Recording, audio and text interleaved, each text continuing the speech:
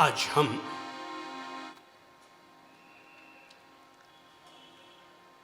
जीवन के निर्माण के लिए, परिवार की उन्नति के लिए, समाज और देश का भविष्य बुनने के लिए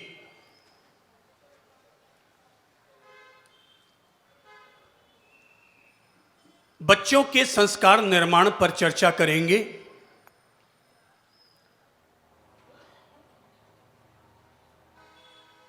बच्चे तो हर परिवार की किलकारी है, बच्चे तो हर समाज की शोभा है, बच्चे तो हर देश का भविष्य हैं।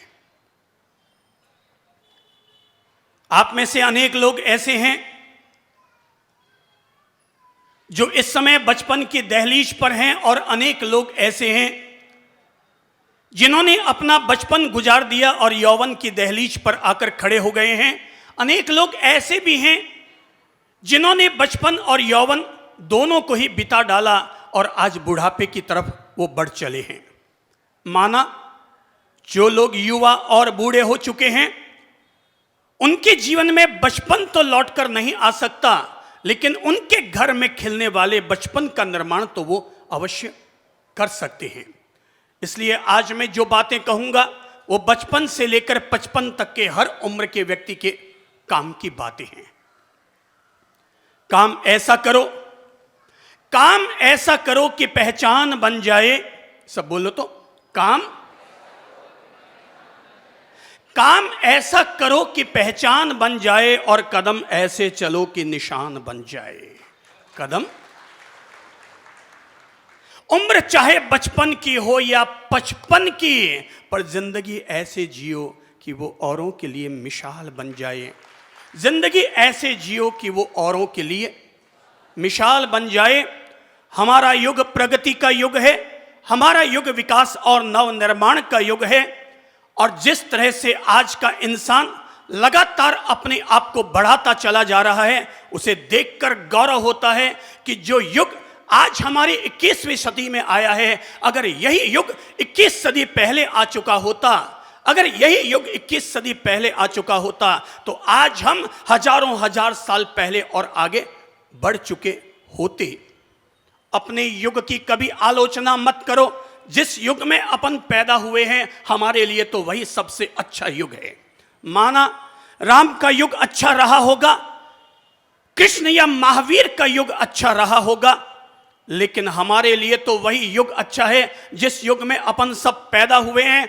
हम अपने युग की आलोचना करने के बजाय उस युग की अच्छाइयों का बखान करेंगे, और अगर अपने युग में कोई तरह की कमी रही है तो उस कमी की मरम्मत करके अपने युग को और अच्छा और बेहतर बनाएंगे। अपने युग को अच्छा बनाना ये आपका और हम सब लोगों का पॉजिटिव वर्क बनता है। और जब मैं पॉजिटिव वर्क की बात कर रहा हूं, निश्चय ही आज जो समृद्धि के द्वार अपन सब लोगों के लिए खुले हैं, उस समृद्धि को अगर बनाने में सबसे बड़ी अगर किसी की भूमिका है तो हमारे एजुकेशन की है, हमारी शिक्षा की है। जो जो मानव समाज शिक्षित हुआ है, लोगों ने समृद्धि के द्वार खोले हैं। पहले लोग केवल भाग्य के भरोसे बैठा करते थे, पर अब लोग भाग्य के भरोसे नहीं बैठते। पहले घर में बैठी महिलाएं केवल हाथ में मेहंदी का रंग लगाने का काम करती थी, पर आज की महिलाएं हाथ में केवल मेहंदी रंगाने का काम नहीं करती, बल्कि अपने हाथ में मेहनत की मोमबत्तियां जलाने का काम करती है कि जिससे कि वो अपने परिवार और समाज का नव निर्माण कर सके। हजारों साल तक हमारे देश या दुनिया में महिलाओं को पढ़ने से वंचित रखा गया। परिणाम ये निकल कर आया, केवल रूढ़िवाद और अंधविश्वास हमारे देश और दुनिया में फैलते रहे। पर पिछले 50 साल में जिस तरह से महिलाओं को पढ़ने का अधिकार मिला है, और खास तौर पर सन 2000 के बाद जिस तरह से मानव जाति की मानसिकता चेंज हुई है, लोगों की मानसिकता बदली है अपनी बिटियाओं के प्रति, जो जो उनकी मानसिकता बदली है, त्यों त्यों बिटियाओं ने बेटों के साथ कंधे से कंधा मिलाकर अपने घर, परिवार, समाज और देश का नाम रोशन किया है। आज अगर कोई भी व्यक्ति अपनी बेटी को बड़े होने के बाद अगर शादी करना चाहता है तो मैं कहूंगा कि शादी के लिए दहेज की चिंता बाद में कीजिएगा। शादी करने से पहले अपनी बिटियाओं को MBA, CA, IAS officer, RS officer बना करके उनको सच्चा दहेज दे दीजिएगा। आप जो शादी में खर्चा करेंगे, मैं बता देता हूं, हमारे समाज में ये रूढ़िवादिताएं फैली हुई है कि जिसके चलते हम लोग अपने घर में पैदा होने वाली बेटी पर 25 साल में जितना खर्चा नहीं करते, वो केवल उसकी शादी के नाम पर और लोगों को दिखावा दिखाने के नाम पर हम केवल एक दिन में वो 2 करोड़ रुपए हम लोग होम कर देते हैं। शादी पर 2 करोड़ का खर्चा करने की बजाय अगर आप अपनी बेटी की पढ़ाई पर, उसकी शिक्षा और दीक्षा पर अगर 2 करोड़ का खर्चा करेंगे, मेरा दावा है आपकी बेटी केवल आपके घर की बेटी नहीं रहेगी, बल्कि आपकी बेटी किसी IAS ऑफिसर बनकर, किसी भी बड़ी से बड़ी बैंक का CEO, किसी भी बड़ी बैंक का मैनेजर बनकर के आपके घर का, परिवार का, समाज का नाम रोशन करेगी, गौरवान्वित करेगी। दहेज देना है तो ये सच्चा दहेज है।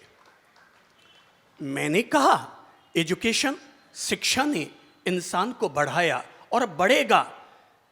आप में से जितने लोग यहां बैठे हैं जो 80 के पार हो चुके, मैं उनके लिए तो गारंटी नहीं देता, लेकिन जो अभी 50 के आसपास हैं, मैं उनको दावे के साथ कहता हूं, वो मरने से पहले जब वो 70 साल के होंगे तब वो देख चुके होंगे कि हमारी दुनिया कहां से कहां तक पहुंच चुकी है। आने वाले 20 साल में धरती पर केवल इंसान नहीं रहेगा, बल्कि ठेठ चंद्रमा लोक तक पहुंचकर वहां पर भी अपने भवन और कोठियां बना करके मानव समाज इतनी प्रगति कर चुका होगा। आज मैं केवल शिक्षा की समृद्धि की बात नहीं करूंगा, बल्कि मेरे हिसाब से सच्ची समृद्धि वो नहीं है जो केवल शिक्षा से मिलती है, बल्कि सच्ची समृद्धि वो है कि जो 2 पांखों के सहारे इंसान को उड़ने के लिए प्रेरित करती है। एक ओर है शिक्षा और दूसरी ओर है संस्कार। एक ओर है शिक्षा, सब बोलो तो, एक ओर है शिक्षा और एक ओर है संस्कार। आज अगर मानव समाज में किसी तरह की आपको कमी नजर आती है तो उसकी एकमात्र वजह है हम सब लोगों ने शिक्षा पर तो ध्यान दे दिया पर संस्कारों पर ध्यान न दिया। हमने अपने बच्चों को हाई से हाई लेवल के क्रिश्चियन कॉलेज और स्कूल में हमने अपने बच्चों को भर्ती कराया, उनको अच्छे से अच्छी शिक्षा दिलाई, पर हमने उन पर जितना इन्वेस्टमेंट हमने शिक्षा पर किया है, अगर उसका चौथाई इन्वेस्टमेंट भी हम उनके संस्कार के निर्माण पर कर डालें तो हर आपका बच्चा एक ऐसा बच्चा बन जाएगा जो समाज की अग्रिम पंक्ति में बैठाने लायक होगा। आपका बच्चा ऐसा बच्चा बन जाएगा कि लोग आपसे आकर के कहेंगे, भाई तूने कितने अच्छे पुण्य किए सो तेरे घर में इतनी अच्छी संतान पैदा हुई, तूने ऐसे कौन से अच्छे कर्म किए कि तुम्हारे घर में इतनी अच्छी संतान पैदा हुई। RS बनाना, IAS बनाना, CA बनाना, MBA बनाना, ये आपका सपना है। अपने बच्चों के लिए सपना है कि मेरा बेटा, मेरी बेटी पढ़ लिख करके आगे बढ़े, मेरी बेटी पढ़ लिख करके, मेरा बेटा पढ़ लिख करके आत्मनिर्भर बने, एक बड़ा आदमी बने।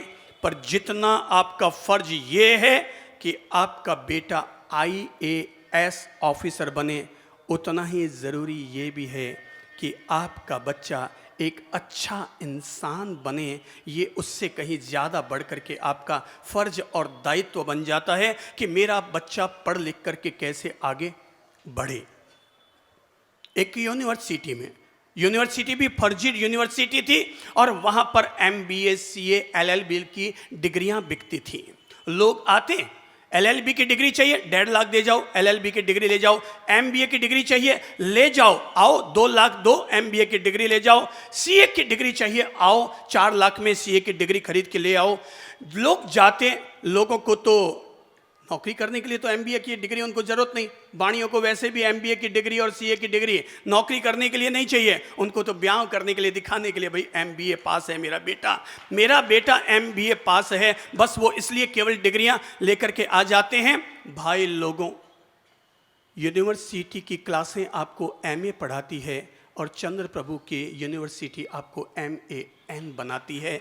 वहाँ MA होता है और यहाँ आदमी MAN होता है। वहाँ क्या होता है? MA, और हमारे यहाँ क्या होता है? MAN। इंसान कैसे बने, बस केवल इस बिंदु पर ध्यान दिया जाता है। और वहाँ पर डिग्रियाँ बिकती थी, लोग जाते डिग्रियाँ ले करके आ जाते। एक युवक पहुंचा और उसने कहा, मैं आपसे एक नई डिग्री लेने आया हूं। बोलो कौन सी डिग्री चाहिए? CA, MBA, LLB, computer course, कौन सी डिग्री चाहिए? इसका ये रेट, इसका ये रेट, इसका ये रेट। उसने कहा, मैं आपको जो रेट मांगे वो दे दूंगा, मैं तो केवल आपसे एक डिग्री लेने आया हूं, और वह है अच्छा इंसान की डिग्री, कि मैं एक अच्छा इंसान हूं, ये प्रूव करने वाली डिग्री आप मुझे दे दीजिए। यूनिवर्सिटी के चांसलर ने जैसे ये बात सुनी कि चांसलर अपनी कुर्सी से खड़ा हो गया, बच्चे को अपने करीब बुलाया और कहा कि अगर तुझे अच्छा इंसान की डिग्री चाहिए तो ये डिग्री किसी यूनिवर्सिटी में नहीं मिलेगी, ये डिग्री पाने के लिए तो तुझे किसी चंद्र प्रभु की पाठशाला में जाना पड़ेगा, जहाँ पर तुम्हें ये डिग्री मिल सकती है, जहाँ पर तुम एक अच्छे इंसान बन सकते हो। तुम एक अच्छे इंसान बन सकते हो, और अच्छा इंसान बनने के लिए जितना ज़रूरी शिक्षा है उतना ही ज़रूरी क्या है? संस्कार है। ध्यान रखो, ध्यान रखो। खेतों में अगर बारिश ना हो तो फसलें नष्ट हो जाती हैं। खेतों में अगर बारिश ना हो तो फसलें नष्ट हो जाती है। और घर में अगर संस्कार न हो तो घर की नस्लें नष्ट हो जाती हैं। खेतों में अगर बारिश न हो तो क्या खत्म हो जाती है? खेतों में अगर बारिश न हो तो फसलें खराब हो जाती है, और घर में अगर संस्कार न हो तो घर की नस्लें खराब हो जाती है। अगर आपने अपने बच्चे को उपहार न दिलाया तो वो थोड़ी देर के लिए रोएगा, पर अगर संस्कार न दिलाए तो वो जीवन भर रोएगा। अगर आपने उसको उपहार न दिलाया तो थोड़ी देर रोएगा, पर अगर संस्कार न दिलाए तो वो भी जीवन भर रोएगा। और माँ बाप भी, घर वाले भी जीवन भर रोने के लिए मजबूर और विवश हो जाएंगे।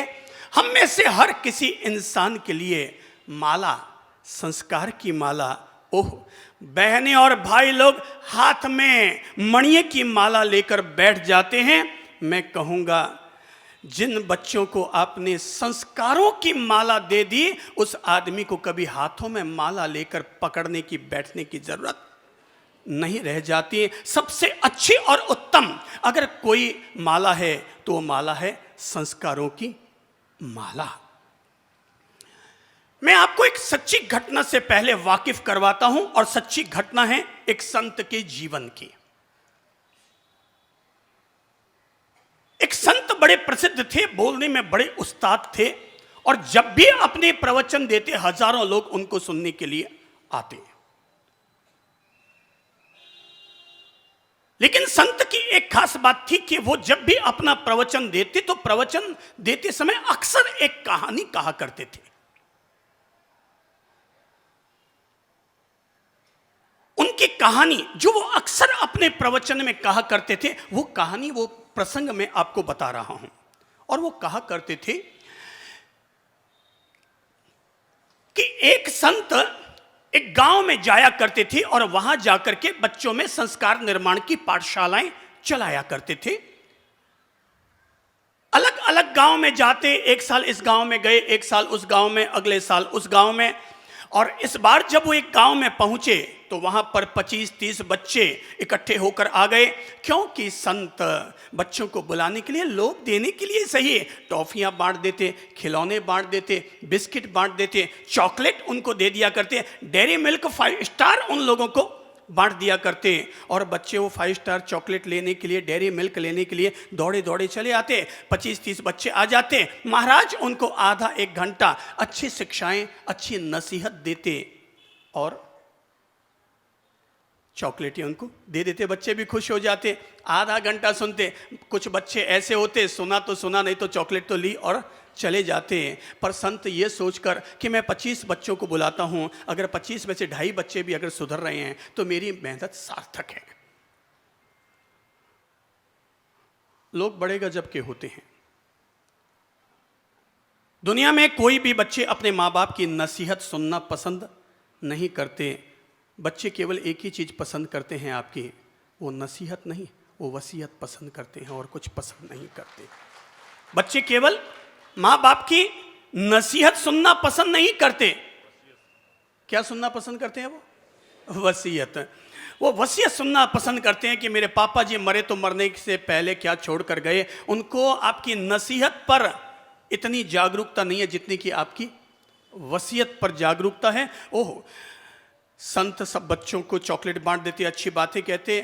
तभी उन्होंने देखा कि एक बच्चा उस गली के बाहर से जा रहा है, काला कलूटा, आधे फटे हुए कपड़े, मैला कुचैला।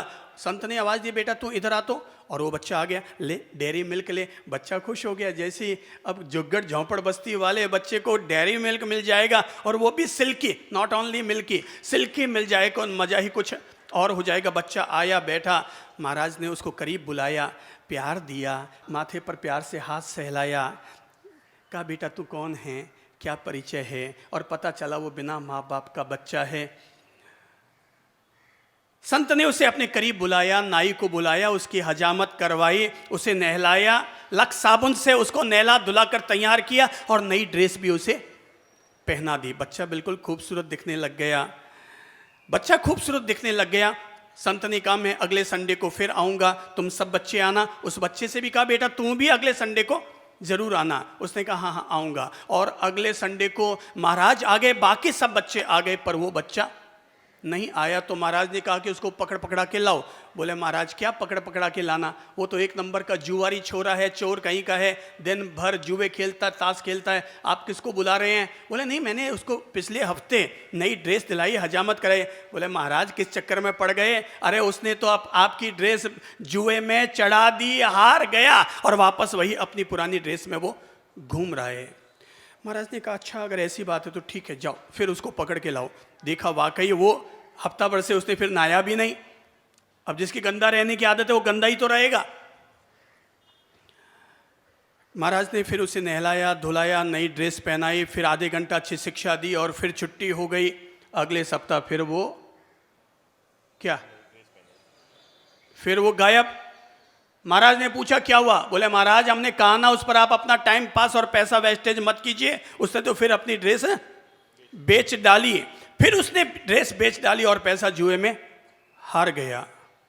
महाराज भी बड़े शक पकाए, यार 3 बार पहना है, तीनों बार। बोले ठीक है फिर चौथी बार लाओ, 5वीं बार, 6ठी बार, 7वीं बार, 8वीं बार, 10 बार, 12 बार, 13 बार। अब सच्ची घटना सुनिए, 13 बार उस बच्चे को उन्होंने नई ड्रेस पहनाई, पर 13 के 13 बार वो बेच आया और जुए में हार गया। जब 14वीं बार उसको लाया गया तो बच्चे के दिल में करुणा जग गई संत के प्रति और उसने संत से कहा महाराज आप मुझ पर क्यों मेहनत करते हैं, महाराज आप मुझ पर क्यों मेहनत करते हैं। मैं 1 नंबर का जुआरी हूँ, जुआ खेले बगैर, बीड़ी पिए बगैर मैं रह नहीं सकता। महाराज आप मुझ पर फालतू मेहनत मत कीजिए। सोचिए आप इस तरह से मुझ पर कितनी ड्रेसें कुर्बान करते रहेंगे। महाराज ने उस बच्ची को अपने करीब बुलाया और कहा बेटा अभी तक तो मैंने केवल 13 ड्रेस ही तेरे लिए कुर्बान की है। अगर एक बच्चे को सुधारने के लिए, एक बच्चे को संस्कारित करने के लिए अगर 130 ड्रेसें भी मुझे कुर्बान करनी पड़ी तब भी मैं तैयार रहूँगा। अगर मुझे 130 ड्रेस भी अगर कुर्बान करनी पड़ी तो मैं उसके लिए तैयार रहूँगा। बच्चे ने जैसे ये बात सुनी वो बैठ गया। उसने आज दिल से पहली बार, 14वीं बार आज उसने दिल से महाराज की बातें सुनी, दिल से महाराज की बातें सुनी। और फिर घंटा बीत गया, 2 घंटा बीत गया, बच्चा गया ही नहीं, वो महाराज के पास ही रह गया। वो महाराज के पास ही रह गया। बच्चे का जीवन बदल गया, बच्चे के जीवन में आमूल चूल परिवर्तन आ गया। मैंने कहा, एक संत जब भी अपना प्रवचन दिया करते थे तो अक्सर इस घटना का उपयोग कर देते थे, और अक्सर घटना जब उपयोग करते तो बाद में ये भी कहते थे लास्ट में कि भाई लोगों, मैंने ये जो घटना कही है ना, ये बिल्कुल सच है, इसमें कहीं भी कोई झूठ का अंश भी मेल मिलाप नहीं है। ये कहानी, ये घटना जो मैंने आप लोगों से कही, ये बिल्कुल सच है, 100% सच है। लोग सुनते कि भाई बेंगलोर वाले मद्रास आए, मद्रास वाले कोयम्बतूर गए, जहाँ जाते हैं महाराज के मुंह से ये कहानी सुनने को मिल जाती है। बोले यार पता नहीं यार महाराज को क्या सूझता है, इनको और कोई कहानी नहीं आती है कि जो बार बार ये कहानी अक्सर ये कहा करते हैं। आखिर कुछ युवक खड़े हुए और उन्होंने महाराज जी से पूछा, गुरुदेव एक बात बताइए कि आप अक्सर ये कहानी क्यों कहा करते हैं। संत ने कहा, मैं इसलिए कहानी कहता हूँ क्योंकि ये सच्ची घटना है। बोले आप किस आधार पर कहते हैं ये 100% सच है, ये 100% सच है, ये 100% सच है। संत ने कहा, मैं इस आधार पर कहता हूँ ये कहानी 100% सच है क्योंकि वो जुआरी बच्चा कोई और नहीं बल्कि मैं ही वो जुआरी बच्चा हूँ। वो जुआरी बच्चा कोई और नहीं बल्कि मैं ही वो जुआरी बच्चा हूं। और अब जब भी मुझे बोलने का मौका मिलता है तब मैं कहानी कहा करता हूं, ये सोच करके कि मैं जितनी बार इस कहानी को कहूंगा मेरे द्वारा मेरे गुरु के प्रति कृतज्ञोस्मि आभार समर्पण होगा, मानव समाज को प्रेरणा मिलेगी, मेरे कर्म हल्के होंगे। बस ये मान करके मैं ये कहानी बार बार कहा करता हूं। और मैं इसलिए कहता हूं क्योंकि ये जुआरी बच्चा कोई और नहीं बल्कि मैं ही वो जुआरी बच्चा हूं। एक बच्चे के निर्माण करने के लिए, किसी भी व्यक्ति के लिए एक विद्यालय बनाना अगर कठिन लगता है तो मैं कहूंगा आप विद्यालय नहीं बना सकते। चिंता छोड़ो, आप अपने घर में जो बच्चा पैदा हुआ है आप केवल उसका सभ्य संस्कारित तरीके से पालन कर दो, आपको एक विद्यालय बनाने जितना ही पुण्य प्राप्त हो जाएगा। किसी भी प्रधानमंत्री के लिए, किसी भी प्रधानमंत्री, राष्ट्रपति, मुख्यमंत्री या राज्यपाल के लिए देश का संचालन करना आसान काम है, राज्य का संचालन करना आसान काम है, पर उसके लिए अपने ही बच्चे को सभ्य संस्कारित तरीके से उसको एक अच्छा इंसान बना देना, यह उसके लिए भी एक चुनौती भरा काम है। प्रधानमंत्री बनकर देश का संचालन करना आसान है, पर उस प्रधानमंत्री को जाकर पूछो, राष्ट्रपति को जाकर पूछो कि तेरे घर में जो बच्चा पैदा हुआ है, तू सड़क पर चलने वाले, बदमाशी करने वाले इंसान पर तो झट से किसी एसपी को कहकर 4 डंडे मरवा देता है, पर तेरे घर में बच्चा शैतानी करे तो क्या तू उसे 4 डंडे मारते और मरवाने की हिम्मत रखता है? मैं तो जिस घर में पैदा हुआ हूँ, उस घर में केवल शिक्षा नहीं दिलाई जाती थी बल्कि संस्कार भी दिए जाते थे। और संस्कार इस तरह दिए जाते थे कि अगर हमारे घर में अगर 5 भाई हैं तो सुबह उठकर सबसे पहले माता पिता को प्रणाम करते,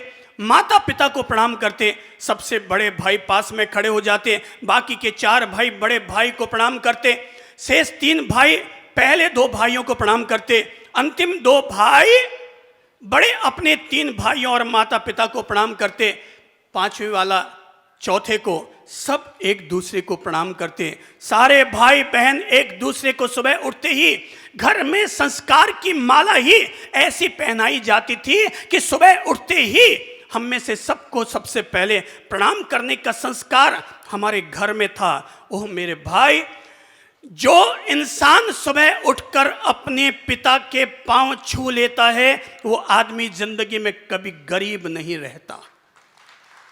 जो आदमी, सब बोलो तो, जो आदमी सुबह उठकर, जो भी युवक, जो भी बच्चा सुबह उठ करके अपने पिता के पांव छू लेता है वो आदमी कभी गरीब नहीं होता।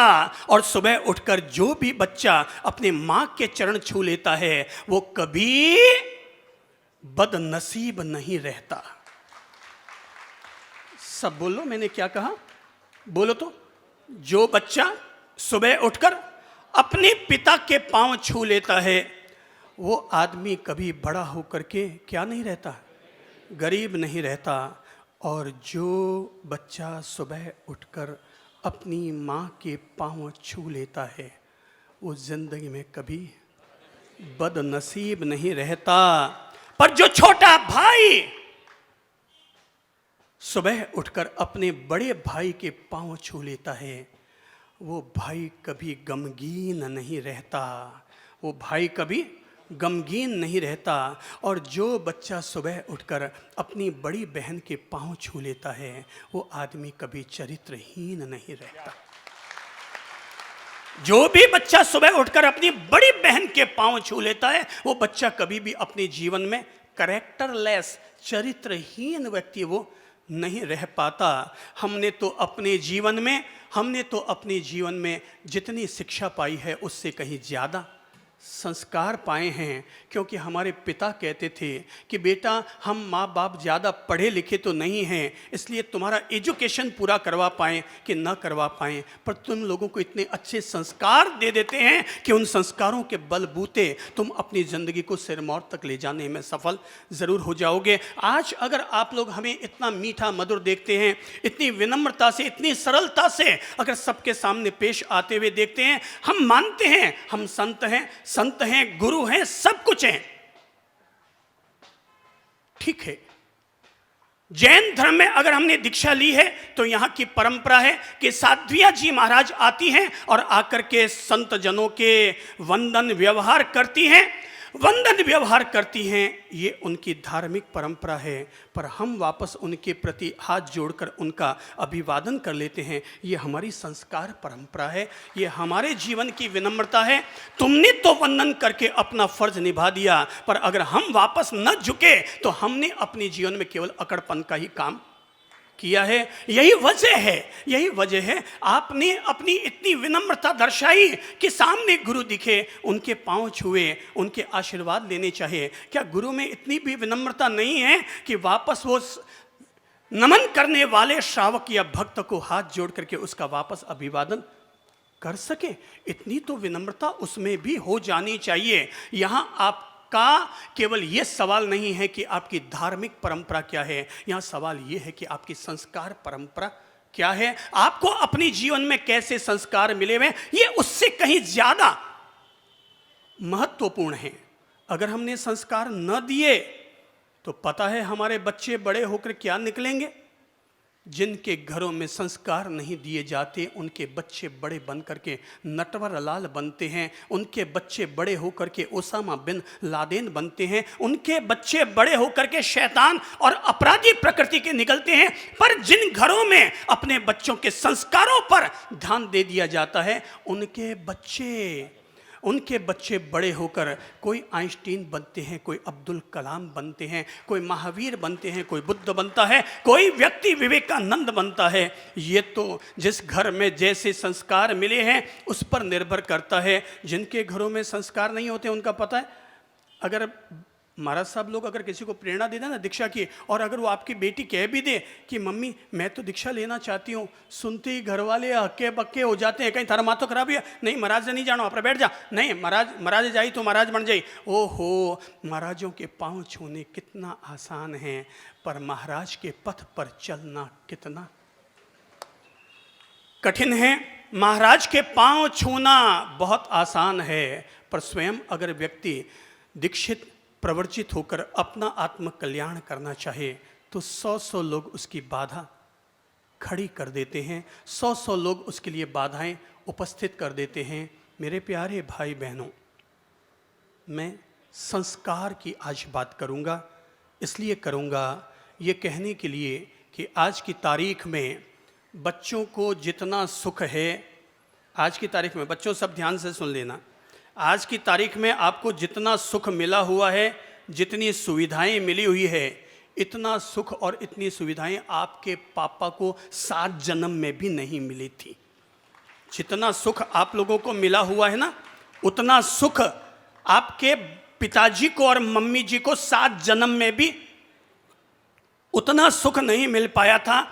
आपके पास बात करने के लिए मोबाइल है, पर आपके पापा जी को अगर 10 पैसे की कुल्फी खानी होती तो उनके पापा जी से 10 पैसा लेने के लिए कितनी उनको मिन्नतें करनी पड़ती, ये आपके पापा जी आपको बताएंगे कि उनको 10 पैसे की कुल्फी भी महीने में मुश्किल से 2 बार खाने को मिलती थी। आपको तो 1 सेकंड में थम्स अप की बोतल मिल जाती है, आपको 1 सेकंड में सिल्क की 70 रुपये और 150 रुपये वाली डेयरी मिल्क मिल जाती है। आपके पापा जी से पूछो कभी उन्होंने माखन बड़ा खाया है क्या अपने बचपन में? आपको तो झट से माखन खाने को मिल जाता है। ओह, आपको आज जितने भी युवक बैठे हैं सबको बाइक मिली हुई है और सबके पर्स में पैसे हैं। अब भाई साहब सोचो, बॉडी में जवानी,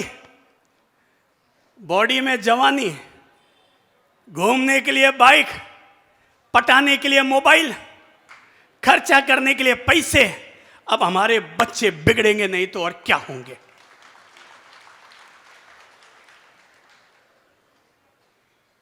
और हर बेटा अपने बाप के आगे जिद करता है, पापा मुझे तो कौन सी वाली बाइक, नाम बोलो तो, कौन सी? बुलेट, बिल्कुल ठीक है। और कौन सी? अब बोलो रे युवाओं, आप अपने पापा से क्या जिद करते हैं? कौन सी वाली बुलेट चाहिए? कौन सी वाली? होंडा या जो भी आपको। पापा मैंने तो तय कर लिया है, मैं तो बुलेट। अच्छा एक काम करते हैं, यहाँ लगभग 20 साल के आसपास की उम्र वाले कौन युवक हैं? जरा 20 साल की उम्र वाले, अच्छा खड़े हो। आप 20 साल की उम्र के आसपास के हैं, चलो और खड़े हो। और कौन है? और कौन खड़ा होता है? खड़े हो जब 20 साल की उम्र के आसपास। अरे लोग आपको देख लेंगे, पता चल जाएगा अभी आप कमा रहे हैं। खड़े हो जाओ, नहीं तो 27 साल तक गोते खाते फिरना है। चलिए और कौन है? Very good. आपकी उम्र कितनी है? 23 साल। चलाने के लिए बाइक है? हाँ है। किसने दिलाई है? पापा ने। हाँ पापा ने। कौन सी वाली दिलाई है? एवेंजर है? एवेंडर। चलिए दूसरे वाले को पूछते हैं, चलाने के लिए बाइक है क्या? हाँ है। कितने साल की उम्र है आपकी? 21। पड़ोसी को दो, चलाने के लिए बाइक है क्या? हाँ। कितने साल की उम्र है? 17। Very good.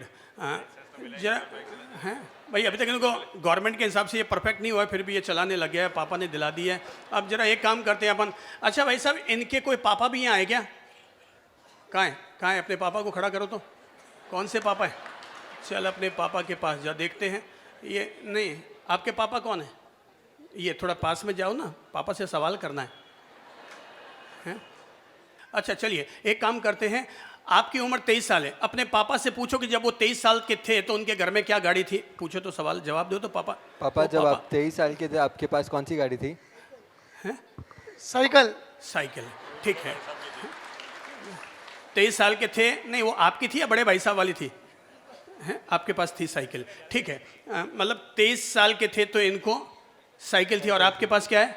बाइक है। अच्छा जरा पापा से पूछे कि जब वो 23 साल के थे तो उनको हाथ खर्चा कितना मिलता था, पूछे तो जरा। पापा जब आप 23 साल के थे आपको कितने खर्चे के लिए मिलते थे? हाँ, कितना मिलता था? बहुत मुश्किल से।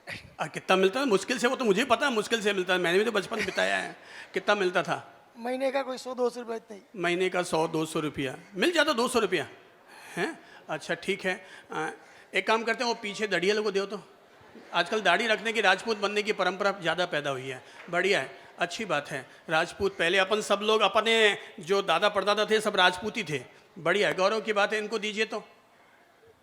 हाँ, अब आपकी उम्र कितनी है? 21। बाइक है? हाँ। शानदार। हाँ। जेब में पर्स है? हाँ। पैसा भी है? ठीक है। मोबाइल है? हाँ। कितने का है? 60,000। कितने हजार का? 60,000 का। ठीक है। अच्छा 60,000 का मोबाइल है। अच्छा पापा से पूछे, पापा आपके जेब में कितने हजार का फ़ोन है? 70,000। पापा की जेब में 70,000 का। ठीक है। अब अपना सवाल ये करते हैं, अब पापा से केवल अपन ये पूछते हैं, ये पहले तो मैं ये बताना चाहता हूँ कि पापा के 21 साल की उम्र में और हमारे 21 साल में कितना क्या फ़र्क रहा है। पापा से पूछे, पापा जी आप जब 21 साल के थे तो आपके पास क्या क्या सुविधाएं थी, पूछे तो जरा देखते। सब गाड़ी थी, सब थी बाबूजी। है जी? TVS 50 थी गाड़ी। क्या थी? TVS 50 गाड़ी। TVS 50 यानी लूणा। छोटा। हाँ ठीक है, लूणा। तब लूणा थी। सब बच्चों को बात समझ में आ रही है कि अपन लोगों के माता पिता अपन लोगों पर जितना उनके माँ बाप ने उन पर इन्वेस्टमेंट किया था उससे 100 गुना ज्यादा इन्वेस्ट वो आप लोगों पर कर रहे हैं। कितना गुना ज्यादा? 100 गुना ज्यादा, 100 गुना ज्यादा इन्वेस्टमेंट वो आप पर करते हैं। अच्छा चलिए एक बात अब वापस आपसे पूछता हूं, और मेरा सवाल ये है भाई साहब, आप भाई भाई कब अलग हुए थे? अभी सब साथ है बाबूजी। अभी सब साथ साथ है है। वेरी गुड, आगे वाले को दीजिए। तो अभी सब साथ हैं। हाँ, हमारा 2004 में अलग हुए। 2004 में अलग अलग हुए। तो अभी आपकी उम्र कितनी होगी लगभग? 49। 49। 2004 में अलग हुए। आप पर 100 गुना ज्यादा इन्वेस्टमेंट हो रहा है, पर आपको पता है कि शादी होने के बाद आप कितने साल तक पापा के साथ रहेंगे, मम्मी के साथ रहेंगे? कोई उम्मीद रखते हैं? कितने साल तक देखते हैं? उम्र भर। उम्र भर नहीं, मतलब लुगाई ना आए तब तक उम्र भर हो, या आए ना आए उम्र भर रहेंगे। हैं? आए ना आए उम्र भर रहेंगे। अच्छा, नहीं एहसान करोगे जैसे कि उम्र भर करेंगे।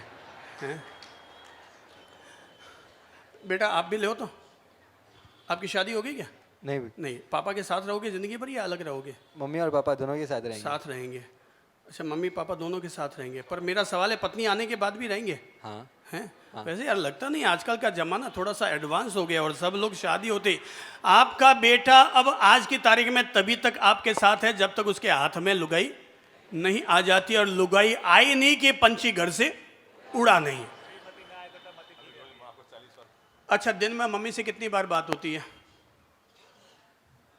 एक पूरे दिन में देखे तो 1 घंटा, 1 हार। हैं? 1 हार पूरे दिन में। पूरे दिन में 1 घंटा। 1 घंटा बात करते हो? भाई साहब जरा बताइए तो इसको जरा ईमानदारी से आप लोग अपना एक्सपीरियंस बताइए। अभी ये कहता है कि मैं मम्मी से 1 घंटा बात करता हूँ, और जैसी सगाई फाइनल हो जाएगी उसके बाद नहीं खड़े होइए ना आप। नहीं मतलब आपने कभी अपने बेटे का मोबाइल खोल के देखा है? नहीं बाबूजी। नहीं देखा। अच्छा, अब आप बताइए कि बेटे के पास 60,000 का मोबाइल है, अब वो केवल बात करने के लिए, इसमें कुछ और भी होगा? है केवल बात करने के लिए या कुछ इसमें और भी कलेक्शन होगा? भाई साहब आपका मोबाइल कोई भी खोल सकता है या लॉक है? खोल सकता है कोई भी। लॉक है या क्या है? लॉक नहीं है। लॉक नहीं लगा है? अच्छा, कोई पट्टी नहीं होगी। ठीक है, अच्छा ठीक है। आपने कभी अपने बेटे का मोबाइल देखा? देखा बाबूजी। हैं? देखा नहीं, बाहर से देखा कि अंदर में माल क्या क्या वो भी खोल के नहीं देखा? बाबूजी। हैं? बस फोन एक दो बात किया बस बाकी। अच्छा, वो बातें जो करता है वो सुनते हुए देखा है, बाकी अंदर खोल के नहीं देखा। मैं सभी भाई बहनों से कहूँगा जो भी अपने बच्चों को स्मार्टफोन दिला रहे हैं, वो स्मार्टफोन दिलाने के 6 महीने के बाद इतनी हिम्मत जरूर करे कि वो अपने बेटे के पास जाए और जाकर कहे बेटा जरा 2 मिनट के लिए अपना मोबाइल मुझे देना। तो आपका बेटा या बेटी आपको 6 घंटे से पहले अगर आपको मोबाइल दे दे तो मुझे कह देना। वो जैसे ही पापा मांगे, नहीं पापा करना क्या, आपको करना क्या, पापा मेरे पास है ना, आपको करना क्या, आपको क्या देखना है, मुझे बोलिए ना, मैं आपको फोन लगा देता हूँ। ये वो 10 तरह के इधर उधर के रास्ते पर पापा अगर जिद पर अड़ ही जाएंगे, नहीं तुझे दिखाना ही पड़ेगा। अच्छा पापा मैं अभी आता हूँ। अरे क्या हो, बस पापा सुसु करके आता हूँ। और वो सीधा बाथरूम में जाएगा और झट से खोलेगा, धड़ाधड़ डिलीट डिलीट डिलीट डिलीट, और धड़ाधड़ करना शुरू करेगा। वो आधे घंटे के बाद आएगा। वैसे तो सुसु करके रोज 2 मिनट में आता है, पर आज आधे घंटे में पता नहीं अंदर जाकर के कौन सा पानी ग्रहण करके आया है। सो आधे घंटा उसको लग गया है और आधा घंटा लग जाएगा। हर माँ बाप 6 महीने में एक बार ही सही, अरे मैं तो कहूँगा हर महीने में एक बार, पर अगर महीने में एक बार न भी कर सको तो 6 महीने में एक बार अपने बेटा और बेटी के मोबाइल को खोल के चेक करने की हिम्मत तो जरूर रख लीजिएगा। जब आप 60,000 का मोबाइल उसे दिला सकते हैं तो उसके स्मार्टफोन में खोलेंगे तो आपको पता चलेगा अंदर क्या क्या माल भरा हुआ है, और तब आपको लगेगा कि मैं केवल इसके लिए एजुकेशन पर खर्चा कर रहा हूं, पर मुझे असली इस पर अब खर्चा करना चाहिए, इसके संस्कार निर्माण पर, इसके उन चीज़ों पर अब मुझे खर्चा करना चाहिए जिससे इसका भविष्य भी सुखी हो और मेरा भविष्य भी सुखी हो। 60,000 का मोबाइल अभी आपने जिद की 60,000 का मोबाइल दिलाओ, पर आपको बता दूं ये 60,000 का मोबाइल वाला अगर पापा कहते ना ठीक है बेटा तुझे 60,000 का चाहिए, मैं तुझे 70,000 का दिलाता हूँ। 60,000 क्या होता बेटा, तू 10 बार कह रहा है मैं तुझे पहली बार में दिलाता हूँ, पर तू एक काम कर, तुझे 60,000 का मोबाइल चाहिए ना, मैं दिलाता हूँ, पर पहले एक काम कर, थोड़ा सा हर महीने बच्चों को पढ़ाने जा, हर महीने छोटे बच्चों को पढ़ाने जा, और उससे जो तुझे सैलरी मिलती है वो थोड़ी कलेक्शन करके ले आ। और अगर ये पढ़ाने के लिए जाएगा ना तो 5,000 रुपया महीना ये बच्चा कमा कर लाएगा, कि 7,000 रुपया महीना वो कमा कर लाएगा। और जब 5 महीने में 7 पंजा 35,000 वो कमा के ले आए, तब कहना अब बेटा 35,000 तू कमा के ले आया, 35,000 मैं मेरी जेब का डालता हूँ, चल आ अपन मोबाइल खरीद के लाते हैं। आप अब माइक उनको दीजिए। तो अगर आप 35,000 रुपया 5 महीने बच्चों को पढ़ाकर अगर कमा कर लाए हैं, ईमानदारी से जवाब दीजिएगा कि तब आपने 5 महीने मेहनत की है और जो 35,000 कमाए हैं, और पापा जी अगर कहेंगे ला 35,000 मैं खर्चा करता हूँ और 35,000 तेरे 5 महीने की कमाई का इसमें लगाता हूँ, आप पापा जी को क्या जवाब देंगे? Please tell me. दे दूंगा मोबाइल। हाँ बोलो बोलो। मोबाइल के लिए ठीक है, हैं डाल के ले लूंगा। लाके ले लूँगा। ये बाबू कह रहे हैं कि अगर मैं 5 महीना अगर मैं 35,000 कमा के लाऊंगा तो 35,000 मैं अपने खर्च कर दूंगा और 35,000 पापा के लगवा दूंगा। ये जवाब ये तभी तक दे रहा है जब तक इसने 5 महीने तक अपना पसीना नहीं बहाया है। और जिस दिन ये बच्चा अपने शरीर का 5 महीने तक अपना पसीना बहा देगा और फिर अगर कहेगा कि लो मैं ये 70,000 का मोबाइल लेके आता हूँ, झट से पापा से कहेगा पापा ठीक है अपना कौन सा ये जियो का 1500 का मोबाइल कौन सा कोई कम है, बात आराम से हो रही है, पापा रहने दो, पापा रहने दो, पापा रहने दो। ओहो, अपने बच्चों को घर का गमला मत बनाओ कि रोज उसे पानी देना पड़े। अपने बच्चों को जंगल का पौधा बनाओ कि कोई पानी देने वाला ना मिले तब भी अपने बलबूते खड़ा रह सके। क्या कहा मैंने, बोलो तो? अपने बच्चों क्या मत बनाओ, घर का गमला मत बनाओ। इसलिए सारे माता पिता ड्यूटी निभाए, हमेशा अपने बच्चों को फल सुधार के मत देते रहो। उसको एक बार सिखाओ बेटा ये आम ऐसे सुधरता है, और बच्चे को बैठाओ अब बेटा तू सुधार, चिंता मत करो। पहली बार अगर उसने आम सुधारा, अंगुली में कट लग गया, कोई चिंता नहीं, आखिर बिना गोड़ा तुड़वाए कोई साइकिल चलाना सीखता नहीं है। अगर एक बार कट लग गया कोई बात नहीं, अक्ल आ जाएगी उसको जिंदगी भर के लिए। मैं कहूंगा आम सुधारना है तो बच्चे से सुधरवाओ। आप कब तक अपने बच्चों के कपड़े धोते रहोगे, कब तक धोते रहोगे? ओ भाई साहब जरा बताओ तो आपके कपड़े कौन धोता है? हैं? घर में ही ना। अच्छा घर में ही धोते हैं ना, ठीक है। नौकर। चलिए एक और को किसी को खड़ा करता हूं, बेटा खड़ा हो तो। हाँ आपके कपड़े कौन धोता है? मम्मी, ठीक है। आपके कपड़े कौन धोता है? मम्मी। अच्छा वापस खड़ा हो तो, वो आगे वाला है? अच्छा सुबह जाते हो तो पीछे वाला कौन धोता है? खुद धोते हो क्या मम्मी? हैं खुद? हाँ वेरी गुड। ओहो, बच्चे के कपड़े तब तक धो जब तक वो अपनी खुद की बैठक धोने में समर्थ न हो जाए। अरे जब वो समर्थ हो गया तो अपने बेटे को कपड़ा धोना भी सिखाओ। मैं तो बिना संकोच के कह देता हूँ, मेरी माँ ने तो मुझे खाना बनाना भी सिखाया हुआ है, खाना बनाना भी सिखाया हुआ है। मैं कहूँगा बच्चों को ट्रेंड करो, उनको घर का गमला मत बनाओ, घर का गमला मत बनाओ। क्या बनाओ? बिटिया खड़ी हो तो, आगे वाली बिटिया खड़ी हो तो, पीछे वाली बिटिया खड़ी हो तो, वेरी गुड। चलिए, खाना बनाना आता है पूरा? नहीं। आगे वाली को आता है? नहीं। तीसरी वाली को? नहीं। 3 बिटियाओं को उदाहरण के रूप में खड़ा किया और तीनों ने अस्वीकार कर दिया, अनएक्सेप्ट कर दिया। फुल्का बनाना नहीं आता, नहीं आता। आपकी उम्र कितनी है? 13 हैं? 13 ठीक है। बगल वाली बहन को दो तो, आपकी उम्र कितनी है? 13 हैं? 13 13। फुल्का बनाना है? तो मैंने पूछा ना खाना बनाना है, बोले नहीं। फुल्का बनाना आता है? गोल कि इंडिया के नक्शे जैसा? कैसा बनता है? गोल? नहीं, गोल नहीं। अच्छा, आगे वाले को दो। आपको खाना बनाना आता है? नहीं। नहीं आता। अब भाई साहब एक बात बताओ, बिटियाएं आपकी उम्र कितनी है? 17। 17। और आपको खाना बनाना नहीं आता। अब बताओ, अपन लोग शादी करने जाते हैं, सगाई करने जाते हैं, लड़की देखने जाते हैं, अपन ये तो देख लेते हैं कि छोरी गोरी है कि काली है, अपन ये तो देख लेते हैं कहाँ तक पड़ी हुई है, अपन ये तो देख लेते हैं कि उनके घर का लाइफ स्टाइल कैसा है, लाइफ स्टैंडर्ड कैसा है। पर आप यहाँ चूक खा गए, आपने ये नहीं देखा कि बिटिया को खाना बनाना आता है या नहीं आता। अब बिटिया को अगर खाना बनाना नहीं आता तो अब ससुराल में आकर के वो ओढ़ भी नहीं लेगी तो क्या करेगी? क्या करेगी? बिटियाओं, यहाँ जितनी बिटियाएं बैठी है, आज से मन बना लो, हम अपने आप को सेल्फ डिपेंडेंट बनाएंगे और खाना बनाना खुद सीखेंगे। खाना बनाना खुद सीखेंगे।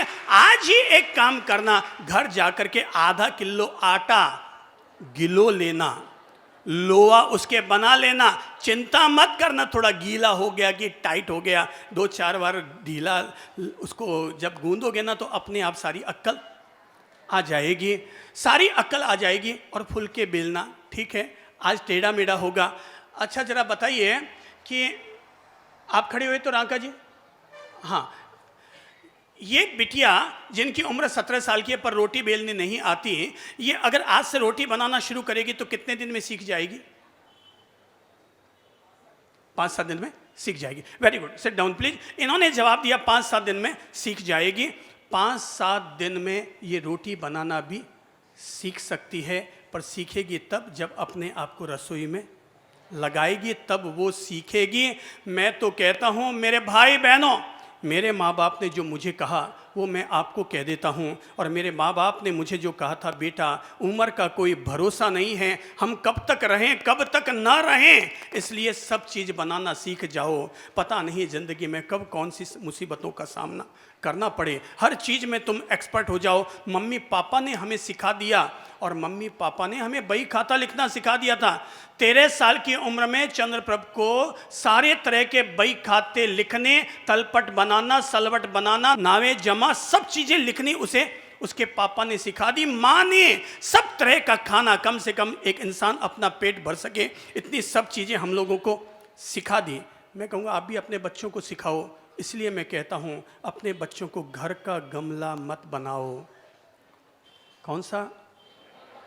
जंगल का पौधा बनाओ। हर माँ बाप अपने बच्चों का लाड करे, पर ऐसा लाड न करे कि बच्चे हमारे माथे चढ़ जाएं। बच्चों को लायक बनाओ, पर ऐसा नालायक मत बनाओ कि वो आपके प्रति नालायकी करने लग जाएं। बेटा गुस्सा आता है? गुस्सा आता है? जोरदार हैं? अच्छा बिटिया बताओ तो मम्मी के आगे जिद करते हैं? करते हैं, जोरदार, ठीक है। आप जिद करते हैं पापा के आगे? जिद करते हैं? हाँ। आज की तारीख में माँ बाप बच्चों का जितना लाड करते हैं ना, हर माँ बाप अपने बच्चों से उतने ही दुखी हैं। अच्छा चलिए, एक मैं अगर यहाँ जितनी महिलाएं बैठी हैं उनसे पूछूं, माता और बहनों जरा मुझे बताओ कि आप में से कितनी माताएं और बहनें ऐसी हैं जिनको लगता है उनके बच्चे शैतानी करते हैं, बदमाशी करते हैं, या जिद्दी हैं, या गुस्सैल हैं, उनका कहना नहीं मानते हैं? कितने माताएं बहनें ऐसी हैं? हाथ खड़ा करके बताइए तो देखते हैं कितने लोग हैं। इतने डरे हुए हैं, बच्चों के सामने हाथ उठाने की हिम्मत नहीं होती आपकी, हैं?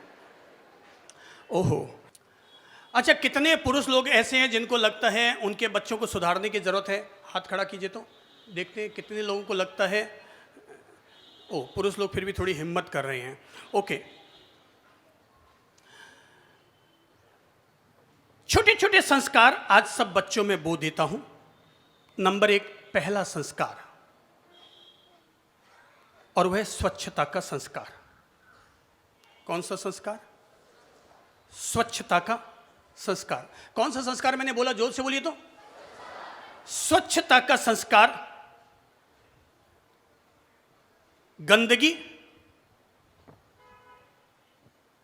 देश को बर्बाद कर रही है, रोगों को बढ़ा रही है, चिकनगुनिया आ रहा है, डेंगू आ रहा है, रोग बढ़ रहे हैं, अस्पताल बढ़ रहे हैं। आज अगर हम में से हर कोई व्यक्ति ये अगर मन बना लेता है कि मैं अपने घर में, घर के बाहर, मोहल्ले में अपनी तरफ से कभी किसी तरह की गंदगी नहीं करूंगा, मेरा दावा है ये भारत स्विट्जरलैंड जैसा सुंदर बन जाएगा। अगर इस देश के वासी, कितनी गजब की बात है कि हम लोग हांगकांग जाते हैं घूमने के लिए, सिंगापुर जाते हैं घूमने के लिए, वहां पर कोई भी व्यक्ति एक कागज का टुकड़ा भी सड़क पर फेंकने की हिम्मत भी नहीं कर सकता। इंग्लैंड में जाकर, लंदन में जाकर के आप सड़क पर थूकने की हिम्मत तो करके दिखाइए, सीधा आप पर $2000 का जुर्माना लग जाएगा। आप अमेरिका की सड़क पर कहीं भी खड़े होकर साइड में सूसू करके दिखाने की हिम्मत कीजिए और आपको पता चलेगा कि आपका क्या परिणाम होता है। 6 महीने तक आप जेल से बाहर भी नहीं निकल पाएंगे। ओह, हम सब लोग विदेशों में जाते हैं तो वहाँ की स्वच्छता और पवित्रता का ध्यान रखते हैं। हम हमारे देश में रहते हैं तो हम लोग स्वच्छता का ध्यान क्यों नहीं रखते? आज लोग जीमणवारियाँ करते हैं, जीमणवारियों में लोग किस चीज़ का उपयोग करते हैं पता है? पानी पीने के लिए प्लास्टिक की गिलास, चाय पीने के लिए डिस्पोजल गिलास। ओहो, इतनी गरीबी तो नहीं आई भाई साहब। पहले आपके घर पर मेहमान आप बुलाते थे तो चांदी की गिलासों में आप लोग अपने घर पर आए हुए मेहमानों को दूध चाय पिलाते थे। अरे चलो, चांदी की गिलासें खत्म हुई, स्टील की गिलासें आई, पर क्या अब हमारी हालत इतनी कमजोर हो गई कि हमारे घर पर आने वाले मेहमानों को, संबंधियों को हम प्लास्टिक की गिलासों में और डिस्पोजल गिलासों में उन्हें दूध चाय और पानी पिलाएं? ओहो, आज अगर कोई भी व्यक्ति डिस्पोजल गिलास में पानी पिलाएगा, एक गिलास कितने में आती है जरा बताइए तो, कितने में आती होगी? अरे कोई अनुभवी आदमी बताओ ना। 40 पैसे में डिस्पोजल गिलास हैं? थे मार्केट में नहीं रहो हैं? वो इतनी सी 40 पैसे कोई गिलास नहीं आती है। एक गिलास कम से कम डिस्पोजल एक गिलास 1 रुपये की आती है। वो जो 40 पैसे वाली आप लाते हैं ना, वो यूँ कचकड़ा यूँ दबता रहता है, वो कोई प्लास्टिक की, वो तो बिल्कुल सिडुल होना है अपने आप को, है? वो तो प्लास्टिक की थैली और प्लास्टिक की गिलास दोनों एक जैसी हो जाती है आपकी। 1 रुपये की एक गिलास, अगर आपने साल में 3 कार्यक्रम किए, 3 रुपये आपके खर्च हुए और प्लास्टिक की गिलास से लेने वाला वहाँ पर 3 बार अगर पानी पीता है ना, तो आपके 3 बार के फंक्शन में, आपके एक फंक्शन में 3 रुपया खर्च हुआ, दूसरे फंक्शन में 3 रुपया खर्च हुआ, तीसरे फंक्शन में 3 रुपया खर्च हुआ, 9 रुपये आपके बर्बाद हुए। और आपको बता दो, 9 रुपये में स्टील की गिलास आपके घर आ जाती है, जो आपके घर में 10 साल तक आपके काम आने वाली है। आपके काम आएगी, आपके पड़ोसियों के काम आएगी, आपको फायदा होगा। और प्लस अपन लोग जितनी भी डिस्पोजल गिलासों का यूज करते हैं, सब कचरा बन करके इधर उधर बिखरता है, हमारी गलियों को गंदा करता है, गलियां जाम होती है। आज हिंदुस्तान में अगर लोग गौ माताओं के लिए, गौशालाओं के लिए इतना धन खर्च करते हैं, पर अगर हम लोग प्लास्टिक का उपयोग करते रहेंगे तो परिणाम ये रहेगा, प्लास्टिक में हम लोग खाने पीने की चीजें डालकर सड़क पर फेंक देते हैं। सड़क से गुजरने वाली गौ माता वो थैली खा जाती है। प्लास्टिक की थैलियां कभी हजम नहीं होती। प्लास्टिक की थैली में खाना डालने वाले को वही पाप लगता है जो किसी व्यक्ति को गौ हत्या करने पर पाप लगा करता है, वही पाप हम लोगों को लगेगा। आज अगर जितनी भी गौशालाओं में गौ माताओं के जो ऑपरेशन होते हैं, उन सारे ऑपरेशनों में एक ही चीज निकलती है, और वो है उनके पेट में भरे हुए प्लास्टिक की थैलियां जो कभी हजम नहीं होती। आज अगर हम लोगों ने अपनी ओर से गंदगी फैलाना बंद नहीं किया, कम नहीं किया, तो धरती पर बीज बोने के लिए मिट्टी नहीं बचेगी। हर मिट्टी में केवल प्लास्टिक की थैलियां और गंदगियां ही बढ़ती चली जाएंगी। हमारा पहला संस्कार, हम गंदगी नहीं करेंगे।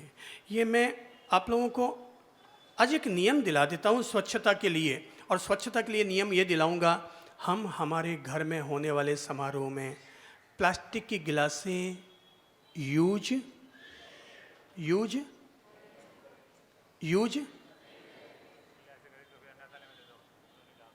मैं आप सब लोगों को नुस्खा बता देता हूं। इस बार आपके घर में जब शादी हो, आप 500 गिलासें खरीद के लाइएगा, उनका यूज करवाइएगा, और यूज होने के बाद वो 500 गिलासें किसी अनाथालय में जाकर के दान दे के आ जाइएगा। कचरा होने से भी बच जाएगा, धर्म और पुण्य करने का पुण्य लाभ भी आपको प्राप्त हो जाएगा। पहला काम क्या बताया मैंने? स्वच्छता का संस्कार। कितने लोग हैं जो मन बना सकते हैं कि हम लोग प्लास्टिक की गिलासों में पानी नहीं पिएंगे और पिलाएंगे नहीं? कितने लोग अपना मन बना सकते हैं? कितने लोग मन बना सकते हैं? इतने सारे लोग मन बना रहे हैं। अरे वाह! बहनों में कितने लोग मन बनाते हैं कि हम लोग प्लास्टिक के गिलासों में पानी नहीं पिएंगे, पिलाएंगे? कितने लोग? दोबारा हाथ खड़ा कीजिए तो देखता हूं। तांबे का लोटा लो भाई, स्टील की गिलास लो भाई, इससे तो अच्छा है मिट्टी की गिलास में पानी पी लो। पर गंदगी हम नहीं फैलाएंगे। जितने लोगों ने हाथ खड़ा किया मैं ताली बजाऊंगा उनके लिए कि उनमें स्वच्छता का एक संस्कार बना। ओ मेरे भाई, सबसे अच्छी एक दवाई, सब बोलो तो, सबसे अच्छी एक दवाई, घर घर में रखो साफ सफाई। घर घर में रखो साफ सफाई। सबसे अच्छी एक दवाई, घर घर में रखो साफ सफाई। बच्चों, मन बना लो, आज से हम गंदे नहीं रहेंगे। कपड़े धुले हुए पहनो, साबुन लगा करके नहाओ, खाना खाने से पहले साबुन से हाथ धो और खाना खाने के बाद हाथ साबुन से धो। जितनी भी बहनें बैठी हैं, अपने नाखून मत बढ़ाओ, इससे गंदगी बढ़ती है। नाखून मत बढ़ाओ, इससे गंदगी बढ़ती है। अपने कपड़े साफ सुथरे पहनो, प्रेस करके अपने कपड़े पहनो, बिल्कुल नीट एंड क्लीन रहो। गंदगी में कोई धर्म नहीं होता। गंदगी में कोई धर्म नहीं होता। गंदा पानी पीना कोई धर्म नहीं होता। शरीर को गंदा रखना कोई धर्म नहीं होता। गंदे कपड़े पहनना कोई धर्म नहीं होता, क्योंकि गंदगी से हमेशा बैक्टीरिया पैदा होते हैं, जीवाणु पैदा होते हैं। अरे अगर हम गंदगी रखेंगे तो अहिंसा का पालन कम होगा और हिंसा हमारे द्वारा ज्यादा होगी। स्वच्छता को हर धर्म, हर समाज को अपनाना चाहिए। नंबर 2, छोटे छोटे रूप में कह देता हूं, दूसरा संस्कार, और वो लाओ शिष्टाचार का संस्कार। कौन सा संस्कार? शिष्टाचार का संस्कार। हमेशा अपनी तरफ से दूसरों के प्रति हमेशा बेहतरीन तरीके से पेश आओ। आज की तारीख में पता है क्या होता है? बेटा चश्मे वाले खड़े हो तो, हाँ बेटा, आपके घर पर मेहमान आते हैं तो आप क्या करते हैं? हैं? कैसे करते हैं? हाँ, स्वागत कैसे करते हैं? कैसे करते? नमस्कार। ये बाबू को मैंने खड़ा किया और कहते हैं कि कोई भी घर पर मेहमान आते हैं तो हम नमस्कार करते हैं। मेरा एक्सपीरियंस मुझे ये बताता है कि आज की तारीख में बच्चे शिष्टाचार भूल गए। घर पर कोई भी मेहमान आते हैं, वो उनके स्वागत के लिए खड़े नहीं होते, वो सीधे अपने कमरे में जाते हैं और मोबाइल खोल करके गेम खेलना शुरू कर देते हैं। क्यों बहनों, मैंने जो बात कही वो बात सच है कि नहीं है? बात सच है कि नहीं? कितने लोग इस बात को कबूल करते हैं? हाथ खड़ा करो तो। ओ देखो, ये देखो, पता चला सारी बहनों ने हाथ खड़ा कर लिया। यानी कि अब घर में सबसे ज्यादा जरूरत इस बात की आ गई है कि हम सब लोगों को, बच्चों को आपने ये तो सिखा दिया कि ABCD कैसे पढ़ी जाती है। मैं कहूँगा जिस दिन आपने अपने बच्चे को इतना समर्थ समझा कि वो ABCD सीखने के लायक बन सके, आप उसी दिन अपने बच्चे को ये भी सिखा दीजिए कि घर पर मेहमान आए तो उनके साथ कैसे पेश आना चाहिए। मैं कहूँगा माँ बाप के प्रति शिष्टता, भाई के प्रति शिष्टता, बहन के प्रति शिष्टता। ओहो बेटा, आपके बहन है, भाई है? लड़ते हो? भाई भाई लड़ते हो? हाँ, ये देखो झट से हाँ बढ़ता है। बेटा खड़े हो तो, हाँ, केसरिया T-शर्ट वाला। आपके भाई बहन है? हाँ, पीछे वाला। आप तो लड़ते हैं, मुझे पता है। ये आपने बालों में क्या करवाया है? कुछ नहीं, बाल उड़ गए हैं क्या आपके इधर से, या हेयर रिमूवर लगा के आए उधर हैं? नहीं, कुछ हुआ है? नई नई फैशन, नई नई फैशन, क्या गजब है। युवक फंस गए व्यसन में और युवतियां फंस गई फैशन में। क्या ज़माना उलझ रहा है, पूरा परिवार आ गया है टेंशन में। अच्छा बेटा, एक बात बताओ, भाई है आपके? है? बहन है? लड़ते हो? हो। हाँ देखो, अब जिसको भी खड़ा करूंगा सब भाई बहन आपस में झगड़ते हैं। Sit down. हमें अपने भाई बहन को कैसे रहना चाहिए? केवल मेरे माता पिताओं बच्चों को पैदा मत करो, पैदा करने के साथ ही उन्हें यह भी सिखाओ कि भाई बहन कैसे रहा जाता है, भाई बहनों को घर में कैसे रखना होता है। यह शिष्टाचार तो अपन सब लोगों को सीखना ही होगा। देखिए, महात्मा गांधी बैठे थे अपनी सभा में, महात्मा गांधी बैठे थे अपनी सभा में कि इतने में ही उनके बचपन के प्राइमरी स्कूल के टीचर आए और आकर के भीड़ में आकर के बैठ गए। गांधी जी की नज़र पड़ी कि मेरे प्राइमरी स्कूल के टीचर आकर बैठे हैं। सारी सभा चल रही थी, गांधी जी अपने स्थान से खड़े हुए और जाकर के उन टीचर के पास में जाकर के बैठ गए। टीचर ने कहा, अरे गांधी ये तू क्या कर रहा है? बोले, सर आपकी सेवा में आकर बैठा हूं, ये कैसे संभव हो सकता है कि मैं वहां बैठूं और आप यहां नीचे बैठे? अरे तू अब महात्मा गांधी है, देश का राष्ट्रपिता है, और मैं तो एक मामूली टीचर हूं, तू जा वहां बैठ। नहीं सर, किसी राष्ट्रपति को या राष्ट्रपिता को अपने टीचर के चरणों में बैठने की मनाही नहीं है। बोले, नहीं नहीं, तेरी बेइज्जत हो जाएगी। गांधी जी ने जो जवाब दिया, सब लोग ध्यान से सुन लो। तब महात्मा गांधी ने कहा, सर आपने अपने स्टूडेंट को इतना तो तैयार कर ही दिया है कि वो अगर ज़मीन पर बैठेगा तब भी उसकी इज्जत उसकी उतनी रहेगी जितने कि मंच पर बैठने पर उसकी इज्जत रहा करती है। आपने अपने स्टूडेंट को इतना तो तैयार कर ही दिया है कि अगर वो ज़मीन पर बैठेगा तब भी महात्मा गांधी कहलाएगा। उससे उस गांधी की कीमत कम नहीं हो जाने वाली। पर अगर आप नीचे ज़मीन पर बैठे और मैं ऊपर आकर के मंच पर बैठा तो इससे गांधी की इज्जत ज़रूर कम हो जाएगी, मेरी आत्मा की इज्जत ज़रूर कम हो जाएगी। शिष्टाचार, सब एक दूसरे के प्रति सभ्यता, शालीनता, शिष्टता, बोलने में, विचारों में, सब में शिष्टाचार, शालीनता रखो। कपड़े भी अगर कोई पहनते हैं, मैं सभी बिटियाओं से कहूँगा, कपड़े पहनो, अच्छे, शालीन, सुंदर, महंगे से महंगे वस्त्र पहनो, पर कृपा करके फटे हुए कपड़े मत पहनो। ध्यान रख लो, जैसे घर के अग्नि कोण में अगर रसोई बनाई तो अनुकूल रहेगा, पर गलत दिशा में अगर आपने अपनी रसोई घर बना दी तो घर का वास्तु दोष खराब हो जाएगा। और फटे हुए कपड़े अगर पहन लिए तो शरीर का वास्तु दोष, घर में जैसे वास्तु दोष लगता है वैसे फटे हुए कपड़े पहनने पर वास्तु दोष लगता है। अच्छे से अच्छे कपड़े पहनो ना, कौन मना करता है? आपको जीन्स अच्छी लगती है, जीन्स पहनो। सलवार सूट अच्छा लगे, सलवार सूट पहनो, कुछ भी पहन लो, पर फटे हुए कपड़े मत पहनो।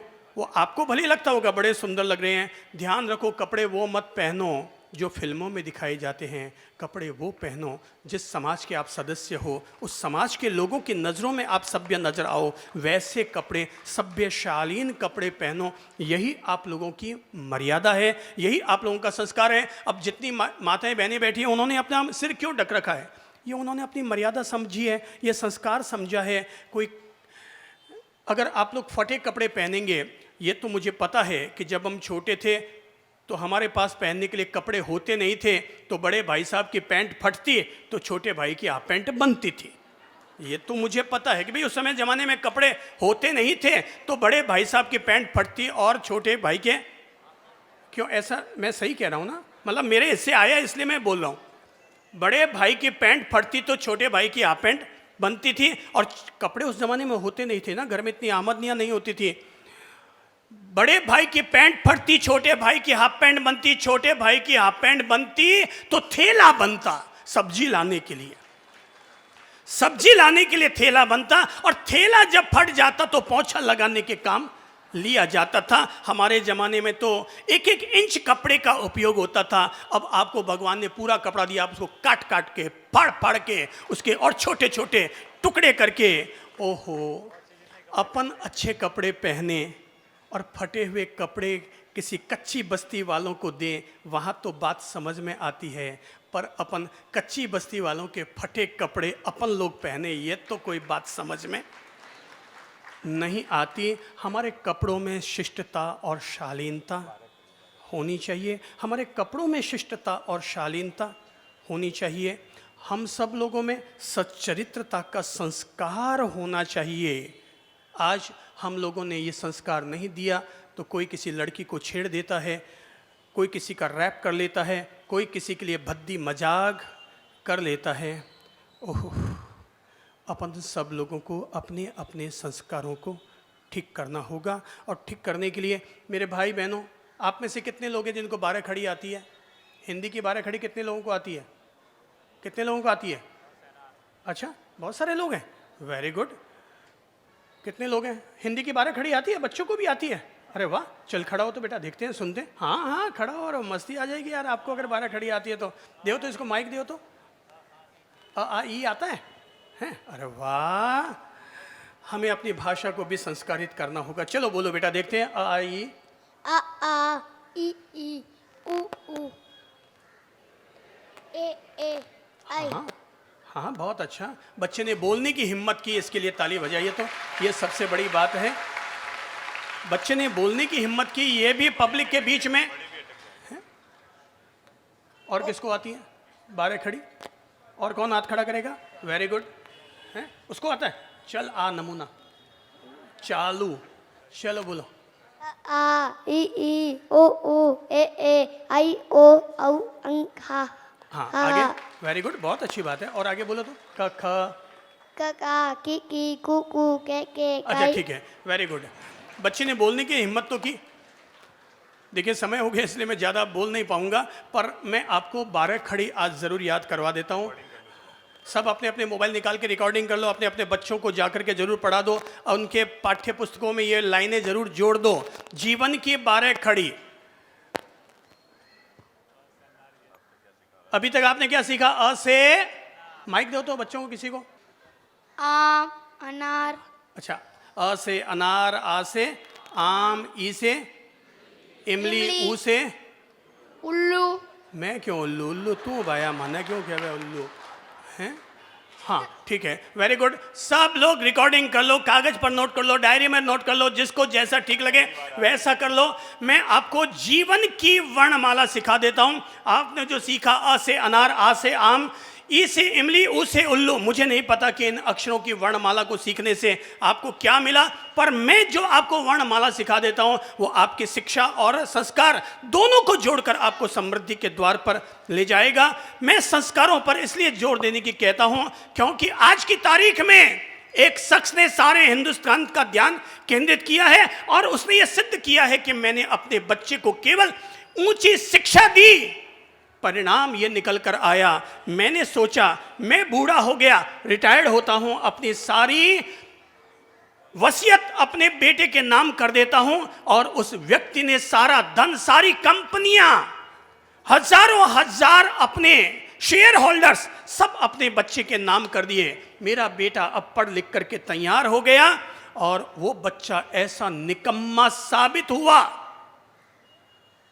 कि उसने अपने, जिस पिता ने उसे खरबपति बना दिया, उस बेटे ने अपने बाप को अपने घर से निकालकर बाहर फेंक दिया। और उस आदमी के पास आज की तारीख में अपने किराए के कमरे के लिए किराया चुकाने के पास पैसा नहीं है। और मैं जिस व्यक्ति की बात कर रहा हूं वो व्यक्ति कोई सामान्य व्यक्ति नहीं है, वो व्यक्ति है रेमंड का मालिक, वो है सिंघानिया ग्रुप का मालिक, और उस व्यक्ति का नाम है विजय पथ सिंघानिया। कि जिस आदमी ने सारे देशवासियों का ध्यान इस बात के लिए आकर्षित किया है, केवल शिक्षा मत दिलाओ, संस्कार दिलाओ। संस्कार नहीं दिए, बेटे ने बाप को घर से निकाल दिया। संस्कार अगर होते तो बेटा कभी बाप के सामने आंख उठाकर भी देखने की हिम्मत नहीं करता। संस्कार जरूरी हैं।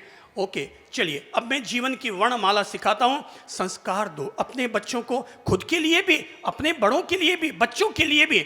संस्कार तो मेरे लिए भी जरूरी है और आपके लिए भी जरूरी है। चलो जीवन की वर्णमाला 3 मिनट में सुन लो, और जिनको लिखना है वो लिख लो, रिकॉर्ड कर लो, जैसा आपको ठीक लगे वो कर लो। मैं आपको जीवन का पहाड़ा सिखा देता हूं।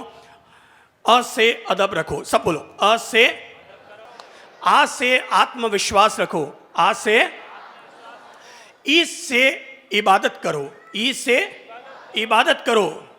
बड़ी ई से ईमानदार बनो, बड़ी ई से ईमानदार बनो। छोटे ऊ से उत्साह रखो, छोटे ऊ से उत्साह रखो, सब बोल लो। छोटे ऊ से उत्साह रखो। बड़े ऊ से ऊर्जावान बनो, बड़े ऊ से ऊर्जावान बनो। ए से एकता रखो, ए से एकता रखो। आई से ऐश्वर्यवान बनो, आई से ऐश्वर्यवान बनो। ओ से ओजस्वी बनो, ओ से ओजस्वी, सब जोर से बोलो, ओ से ओजस्वी बनो। औ से औरों की सेवा करो, औ से औरों की सेवा करो। अंग से अंग प्रदर्शन मत करो, अंग से अंग प्रदर्शन मत करो। क से कर्म करो, सब बोलो, क से। पहाड़ा याद कर लो, नोट कर लो, रिकॉर्डिंग कर लो, अपने घर में, अपने स्कूलों में, कॉलेजों में ये वर्णमाला टंगवा दो। क से कर्म करो, सब बोलो, क से। ख से खरे बनो, ग से गरिमा रखो, घ से घमंड मत करो। च से चरित्रवान बनो, छ से छलो मत, ज से जलो मत, झ से झगड़ो मत, ट से टकराओ मत, ठ से ठगो मत, ड से डरो मत, ढ से ढलना सीखो, त से तरक्की करो, थ से थको मत, द से दया करो, ध से धर्म करो, न से नरम बनो, प से परिश्रम करो, फ से फर्ज निभाओ, ब से बलवान बनो, भ से भलाई करो, म से महान बनो, य से यकीन करो, र से रहम करो, ल से लक्ष्य हासिल करो, व से वचन निभाओ, श से षड्यंत्र मत करो, दूसरे श से शक मत करो, तीसरे स से समय के पाबंद बनो,